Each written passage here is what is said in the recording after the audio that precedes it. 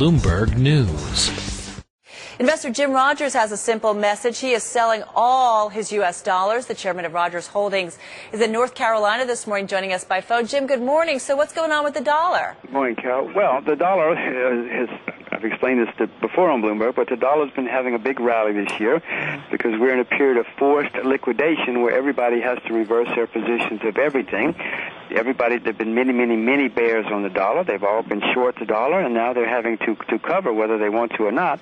And so that's caused an artificial rally in the U.S. dollar. I'm using this rally to get out of the rest of my U.S. dollars. I mean, the dollar is a terribly flawed currency, Carol. I hate to say it. We're all Americans, but my goodness, they've messed up the dollar badly. So I don't like to do it, but I'm going to sell all the rest of my dollars sometime in the next few days, weeks, or months. All right. So how long a term of play is this at this point? Oh, Carol, I'm afraid that the dollar in our lifetimes is a very, well, it's terribly flawed and maybe even a doomed currency. Again, I don't like saying it, but I'm afraid the dollar's going to go the way that the pound sterling went. You know, sterling used to be the world's reserve currency and the medium of exchange. That changed and gave way to the U.S. dollar when sterling was so terribly flawed. I'm afraid we've done the same thing. Well, so how low might it go? You know, Jim, we've got the currency exchanges up for our viewers right now, looking at some of the numbers. I mean, how low does it go, say, versus the euro, versus the yen, in your view? Well, Carol, this doesn't happen today, but this week or this month. But the yen, the old high on the yen was 80 to the U.S. dollar. It's now about 90 to the U.S. dollar. I would certainly expect it to go back to 80 and perhaps even higher.